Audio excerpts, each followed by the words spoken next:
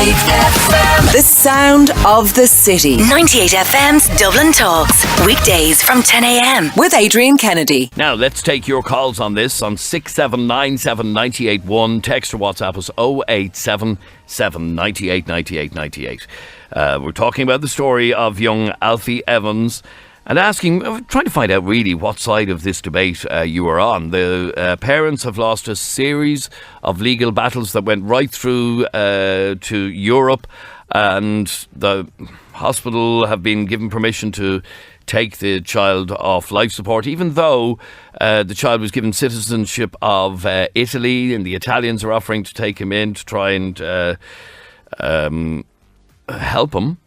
But the hospital and the state in the UK have said that basically the parents will be arrested if they attempt to remove him from the hospital. Luli, you're on 98FM. How are you? Hi, how are you? Good, thank you. You believe that this decision should ultimately be down to parents? Totally, because at the end of the day, to me, this seems like more of a battle of control than really to save a child or anything like that on the hospital's point, saving him from any further pain. It's more control really with them. When you have other countries coming in to help this child, why refuse that? If you can't give a diagnosis and you can't help that child, why then refuse that child's chance somewhere else? The logic is not in that. They believe that this young child may have the same chronic condition that young Charlie Gard had. And the answer is in that, they believe. Yes, they believe. Yes, they can't definitively say. Exactly. And like, if you look at Alder Hayes Hospital past, where they robbed Robson Louise Elson of her life, 15 years old, because of a toxic reaction due to a clash of medication. And she was in remission from leukemia. That's just one life. And then they apologise for that. Okay? So you believe that this hospital shouldn't have fought these parents and should have let these parents take the child out of the country if necessary? 100% I do. Because we have other documents here stating that Alder Hay also stockpiled 800 children's organs without permission from their parents. They also took tissue from living children, and that has been stated. So you tell me, and then they apologise for that. They've also given wrong bodies of babies to be buried to different families. Like, does this now, I have really to say, by contrast, Luli, the Alder Hay has a good reputation as well in terms of the treatment that it provides. It's not all bad news. Not every hospital has bad news, and not every hospital has great news. But that speaks loud and clear. Okay, let's talk about this child for a second. And this child is in a situation where, they believed he would die immediately after being taken off life support. And as of that recording I played from, I think it was about 6:30 this morning, the little boy was still breathing by himself. They gave him some oxygen, I believe, earlier on. And, he's still battling on. But... So where's the justice in denying him? No, but the point being that he's just battling on. Surely the medical experts know what's right for this child. I don't believe that. When do we start taking back control of our lives? And we don't accept. But there are times when we do have to take control away from parents. For example, and I'm not saying that this is the case here, but there are examples of control being taken away from parents if the children are in danger, if they are subject to abuse of any sort. Your parental control will be taken from you. Now, I'm not suggesting... Of course, that's logical. Yes, I'm not suggesting in any way that that's what's going on here, but no. If it's believed that you, by taking a certain course of action, are likely to add to this child's suffering, surely the hospital and the health authorities have an obligation to make sure that doesn't happen. Well, I have seen numerous times where they have assured people this was their last hope and there was nothing to be done. And those people got off with their kids and moved to a different country and they seeked out help and their children lived. So why should we put it all down to the hospitals know best? When us as parents don't do a good job, we're criticised. When we do the best for our children, and know there's hope for our children, we're still criticised.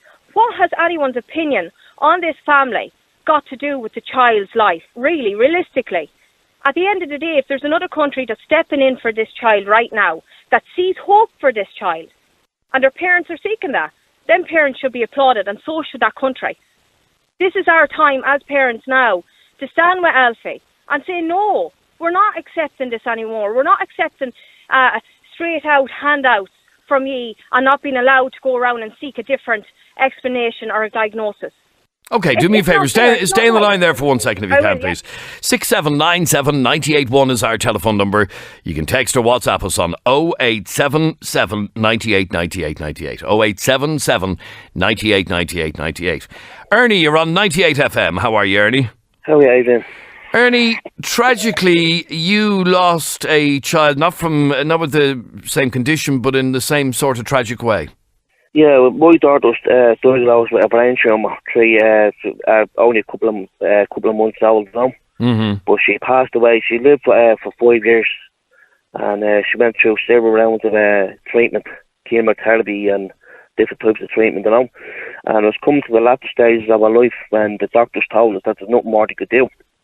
And we were in this hospital, and we were sitting in a big room with social workers and doctors, specialists, and like top doctors now. And basically, I put it to them that I was going to go abroad for treatment. I actually threw a few names of hospitals at them, hospitals like Dana Farber and hospital in India, and I actually named a few doctors as well to them.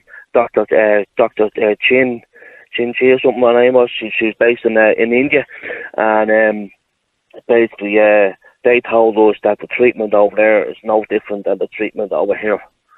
And I basically just said, listen, says at the end of the day, says the treatment over here says it's not as good. The protocol of it all is not as strong as the protocol over in other countries, you know.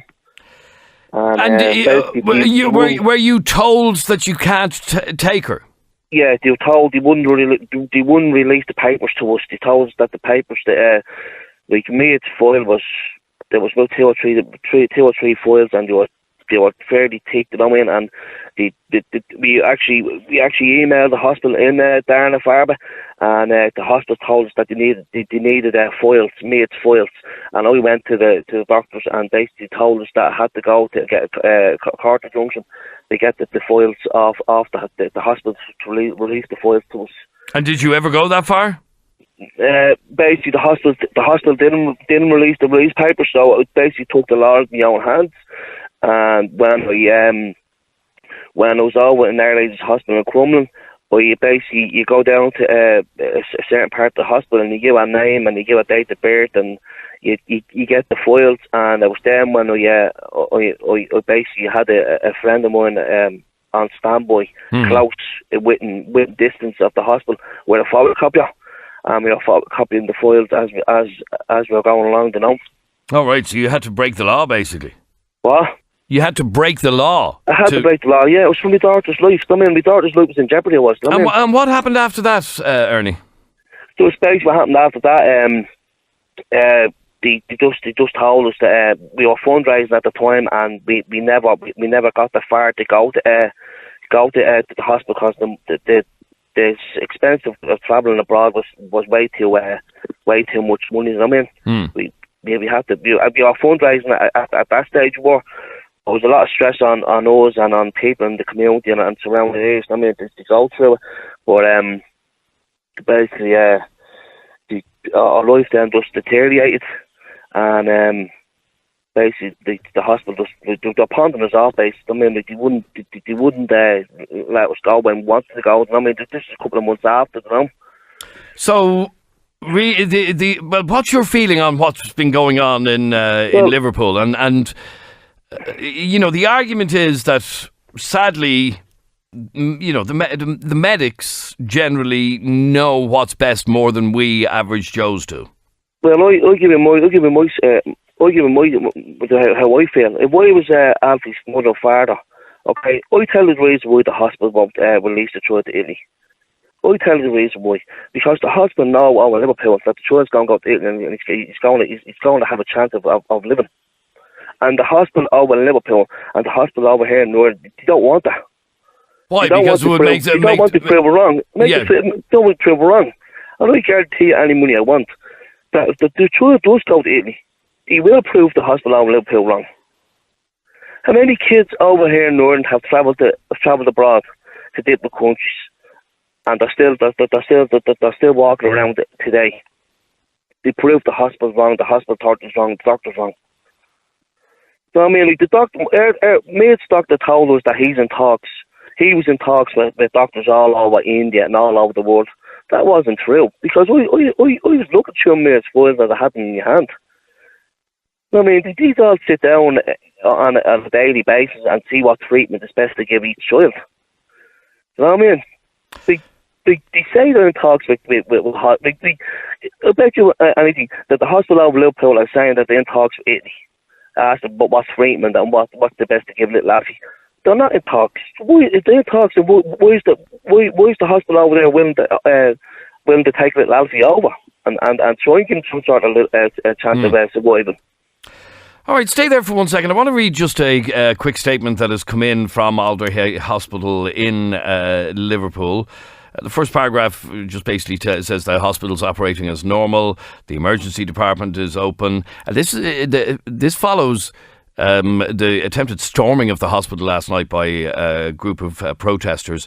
But it says, please be aware, out of respect for the privacy of Alfie and his family, we will not be issuing any updates about his condition. This is our normal and agreed practice with all our patients. We'd be grateful if you would respect this approach and not contact any hospital staff or call our switchboard seeking updates. But they, from what we understand, they're getting completely trolled on social media, which isn't helping other patients in that particular hospital. Simon, you're on 98FM. How are you, Simon? Not too bad in yourself, Adrian. Grand, thanks, Simon. What did you want to say on this? I'm probably not going to be the most popular person in the world right now, but to be honest with you, I mean, it's really, really prolonging the pain and that. I mean, it's obviously going to be very difficult to get him over there and obviously trying to get the funds up and that. I mean, it probably does seem a bit selfish, and I think the way social media goes on about these things is absolutely ridiculous. I mean, to be honest, well, I've seen countless amounts of people today changing their profile pictures with frames around their picture, things like Alfie's Army and stuff like that. You think that's ridiculous, do you? Doesn't help anyone, does it? I mean, what's that actually going to do? I mean, unless you have a truckload of money and you want to go over yourself with that child, then do it. But what's the point of putting a thing on Facebook? That never works or helps anyone. Okay, so I'm looking at one profile picture here. It says, Alfie's Army, save Alfie Evans, it says on the... on somebody's profile picture. In fact, there are loads of them who have changed their profile pictures in that way. You think that's a complete waste of time? Yeah, and to be honest with you, I mean, what they are doing is prolonging the pain. I mean, there has to be another route around this. There has to be another way, you know? I mean, because they're just really prolonging the pain. I mean, if he's that sick, I'm not 100% aware of the condition he actually has, Adrian, to be honest with you. But, okay, like I said, these parents have exhausted all possible legal routes to the point that the hospital last night took him off the ventilator. Do you think that people should just respect the decision of the courts? Maybe at this point they should. I mean, what's the point of keeping the child in any more pain? Ludi, what would you say to that? What's the point in keeping the child in any more pain? Well, I would agree with him. I would agree for the fact that the hospital is doing this, so hand him over. That's what I would say on that. Hand the child over, let Italy take it on, let them seek to get a proper diagnosis, let them seek to treat the child because the child is breathing after they said it wouldn't. And what are these frames doing? They're making awareness. They're showing solidarity. We're standing together. Parents across the world are standing together now and showing support for this family. And I think that's what's needed instead of criticism. As that last man said, he lost his child. He fought a good fight for his child. And as a good parent, that's what we should do. Yeah. And if it means defying one medical group to find another, to save a life, to save a human life. But again, Ludi, the point I made a moment ago is about the ruling of the courts, and these parents have taken this case to every conceivable court, right as far as European Union level. Does courts always give out the right sentence? Like, you look... But it wasn't just one court, it was several courts, Ludi. Yeah, but you look at this in Ireland right now, right? There's two paedophiles walking around Ireland, nothing to be done with them. We're given information over the internet about them. The guards have all this information. Why isn't there a manhunt? It's a totally different scenario. That's a totally different scenario. That was done for one court. That's a criminal thing. No, this is a medical thing. On many different occasions, even in Ireland, we're bringing justice, different evidence brought forward, and still a no win for the victim here recently in a court as well. You know, so it's all really what they wish to do and who they align with, in my opinion. Okay, stay there for 1 second. Let me bring in some more calls on this. 6797 981 is our telephone number. You can text or WhatsApp us on 0877 98 98 98. 0877 98 98 98. Jason, you're on 98 FM. Hi, Jason. All right, Adrian. What's your opinion on this, Jason? Well, I'm just listening to Simon there. Simple Simon, yeah. Obviously hasn't got kids. What's he talking about? A cost involved to get to Italy. What, 40 quid on a Ryanair flight? There's no cost involved. There's no... The hospital over there want them to go there. Well, he obviously has no kids. Hasn't a clue what he's talking about. He even rang in, I don't think I'm going to be so popular. He knew quite well what he was saying. He's only ringing up just to be controversial. Clown he is. Listen... The fact of the matter is, there's no cost involved to get him to Italy. Right, Adrian? Hospitals have been wrong before. The hospitals in Ireland have been wrong before. I know two people. One was a lady, she had a baby over in England, and he had Down syndrome, and they told the woman, oh, just leave your baby here. He has no hope, blah, blah, blah. Not a hope. She brought him home. The other's grand, not a bother. He's in his 30s now. Not a bother on him.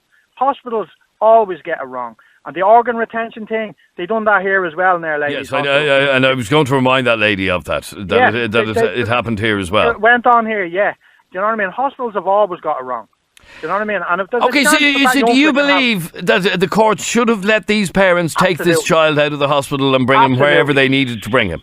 Absolutely. As that last gentleman said about when that poor chap where his daughter passed away, the hospitals don't want to be shown up, because if they're shown up, if that kid goes over to Italy and has a great quality of life, then what will happen then is the other kid, Charlie, they'll probably have a lawsuit on their hands. They'll probably be afraid, you know, that they're too quick to shut down life support. You know, it's all about cost for them. Them and the Tory government, they're all the same. Do you know what I mean? Okay, I want to read a message, and I want to get your reaction to this. And this is a slightly different angle, but so a lot of people actually agree with this. I feel so sad for Alfie Evans' family, but I find it so odd the way his dad's first reaction to anything is to put it on Facebook.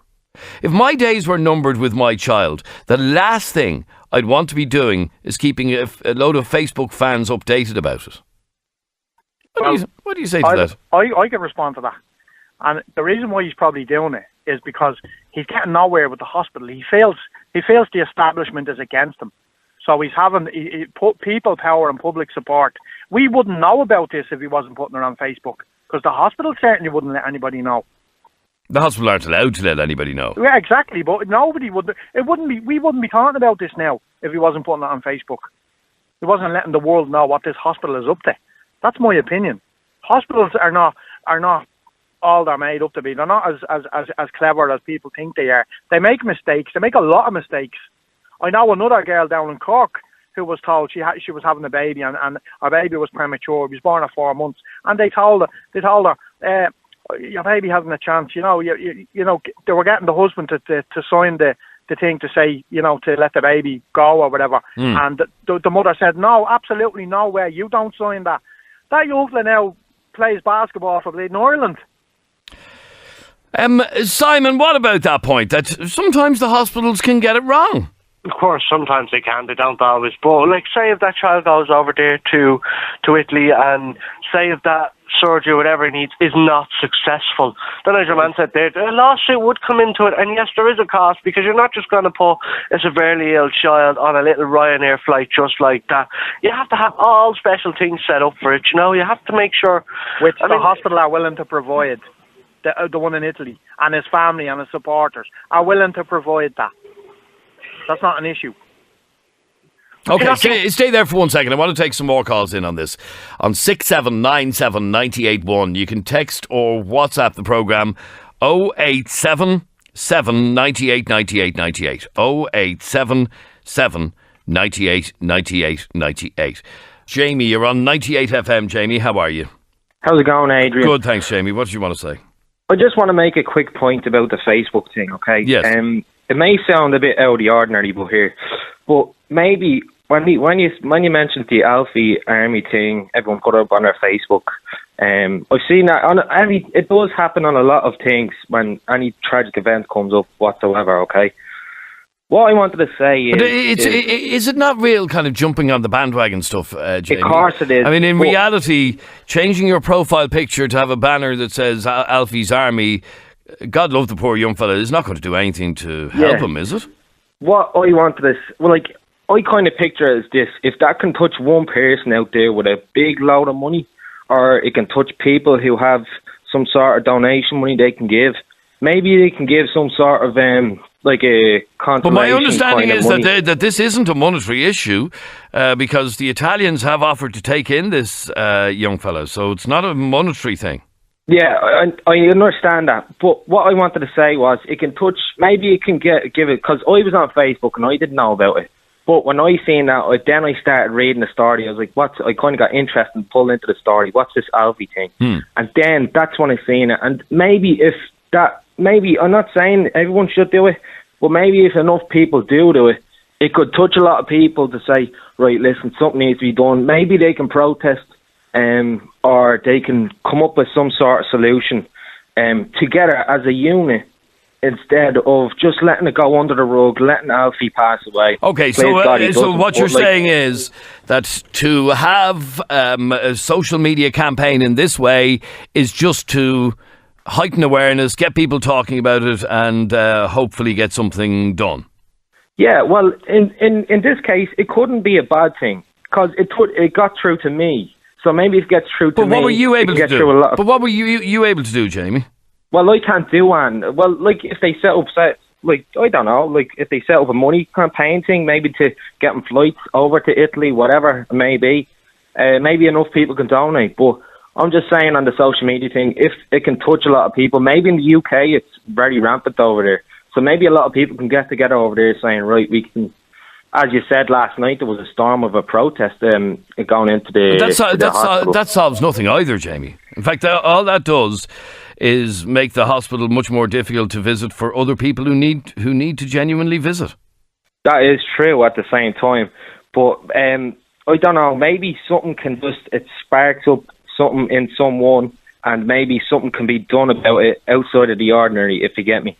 I understand the problems of it. I understand it's a bandwagon kind of thing, and maybe some people just sit back in their armchair and say, well, I put this up and that's the end of it. But maybe it can touch someone in some way, and maybe it can get through to the person, and then maybe there's some sort of solution out of it. But it's all a maybe. But I don't think it's necessarily a bad thing that everyone putting on Facebook because it got through to people. No, that's a fair point. You were listening to Simon, who said he believes that you're just prolonging the agony by dragging this thing out through all the courts and everything else. Yeah, I do. I don't agree with that. I think if he's breathing and he's alive and people are on the campaign of it, maybe then something could come out of it. I think Simon's a bit of a child, you know what I mean? Maybe it is prolonging it, but is that not awful to be prolonging somebody's life for no apparent reason? It is. And suffering, perhaps. Maybe it is. And I feel terrible for poor Alfie and the family. I could only imagine what they're going through. But I think, awareness needs to be shown because there needs to be some sort of solidarity thing coming together with the people. and maybe you can push the government to react in a quick fashion or something like that. But just letting it go under the rug, I think in many examples thereafter, it's wrong. There should be like a child is so precious. Like, you know what I mean? You can't just, if it does have a disease where you know it can't live, and maybe it should just let it pass. But this child is breathing on it, and the child has been breathing on its own for, I don't know, maybe 11, 12 hours now. I haven't been updating on the story. And we haven't. We've been checking, and there appears to be no update at this moment. Yeah. You see, my worry, and a lot of people's worry, is that God love the young fella could be suffering as we speak. Yeah, and God forbid he doesn't, but I hope he does find something, and I hope if someone on Facebook, maybe if some sort of celebrity can donate to the family, maybe after. But again, this isn't about money. I know it's not about a money thing, but hopefully it can touch someone, to even touch the government to like maybe reform some sort of law or whatever. Like, I know the parents can be arrested if they actually remove them from the hospital. Yeah. Yes, maybe this can spark up like a European law or something, and maybe you can say if a country is willing to take the child or the patient over, maybe it should be an emergency accommodation right there. It should be in the law. You can transfer that child over via however is the best way possible. All right, stay there for a second. Let me bring in another couple of calls on this. Peter, you're on 98 FM. Hi, Peter. How's it going, Adrian? Peter, what did you want to say on this? This case continuing to rumble on. You believe that this is euthanasia, do you? But no, I've seen posts on Facebook that are saying this has to do with vaccines in the hospital, trying to cover that up. That's all malarkey. I do feel terrible for the family, what they're going through. It's awful losing a child. If that was your dog, if you walked down, I know it's hard to compare a child to a dog, but if you walked down, a few years ago we walked down the stairs and seen that our Labrador on the kitchen floor couldn't stand up. He had this disease. Sister-in-law kept him alive for 6 months for our own sake, to make her feel happy. And when we brought him to the vet basically says, we're just keeping him going because she asked us to. Do you know what I mean? And as soon as we found out, what we done was, we got the dog euthanized because it was the best thing for him. He's been suffering. Do you know what I mean? Because if it was, I've always said it to me missus, there's Alzheimer's and brain tumours and stuff like that. My uncles and stuff and my grandfathers have died from it. If that ever happens to me, put me down. I don't want to suffer. I don't want to be anybody else to suffer because of my suffering. Do you know what I mean? That would suggest, Peter, that what you're saying is that it's actually selfish to keep this child alive. It's the child is not. The father put up a video saying if your child was responsible. It was awful. It broke my heart looking at the video of the child. His eyes are looking completely different directions. His eyes aren't blinking in tandem. He's like already sucking a soda. If you put a soda in any child's mouth like that, it's the body's natural reaction to do that. You're looking at it, there's nothing there. There's nothing there. Like, so me personally, how I feel is they're keeping the child alive for themselves. I know it sounds awful. I know people are going to give me grief, but that's what I feel. Like if that was your dog, you'd be like, Jesus, look at me suffering. And you wouldn't think twice about putting him out of his misery. If the doctor said it, now again, if they took him off life support and he was still alive, and the likes of the Italians, I wouldn't take him in. But if he goes through an operation and suffers, that doesn't work. Well, we have this other treatment. The parents are going to take it. Okay, that doesn't work. The child suffers. Then you have a guy in America coming out and saying, "We have this new groundbreaking medicine." Tries it, suffers, doesn't work. The parents are going to try everything and anything up until eventually the child is going to die. The child is 23 months old now, so the child has already suffered 23 months. Do you know what I mean? All right, we'll stay there for 1 second. Emma, what do you say to that? That there's a degree of selfishness in keeping, not specifically in this case, but in prolonging the inevitable, really, is what this man is saying. But like, what if he's wrong? What if he's wrong and what he just said there, none of that is happening? Like, for a dowdy to be put in a child's mouth, it's not a natural reaction. I'm sorry, there has to be brain activity there for that to work. For his eyes to blink, it's not a natural reaction. There has to be brain activity. He's in a semi-vegetative state. If you put a newborn baby, if you put your finger in a newborn baby's mouth, they're going to suck it. It's a natural reaction. It's how they feel. There's a brain activity there. He's the not reason a why pocket kids spaniel. choke on things, children choke on things a lot because they put things in their mouth to explore the world. It's a natural reaction for the child to do things like that. Yeah, but it also means there's brain activity there. You can't just switch them off. What went wrong? And they get this groundbreaking, best technology ever, and they make the child survive. The child is just alive. His brain is not going to develop. How do you know that? Well, do you know anybody who's been brain dead? I've heard of the story of anybody who's brain dead. They haven't.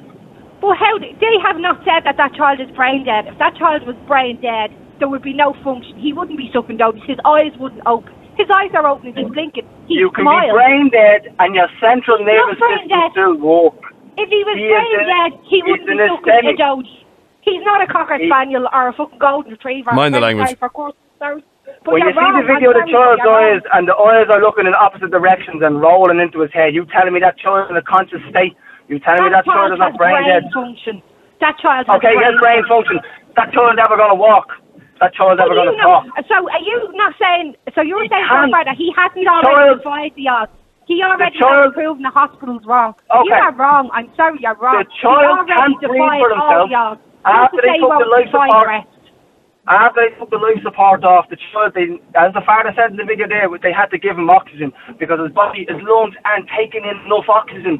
He's taking in some. He's taking in because some. Because they're giving some. When somebody's dying, Emma, God forbid that this young fella passes away today or tomorrow or whatever. You'd have to wonder what was the point. Would you not? The point is they gave him a fighting chance. That's the point. Like, why? Like, I don't understand why the hospital will not release him. Why won't the hospital release him if they think, oh yeah, he's going to pass away in transit? But they want him, like, they're already saying he'll pass away in the hospital. You know, if he passes away in transit, at least they've given that child a fighting chance to maybe pass this. We don't know the answers. They have no diagnosis for him, so they cannot say that anything that they're saying will happen. They're just going by what they think. And so far, he has defied every one of them odds.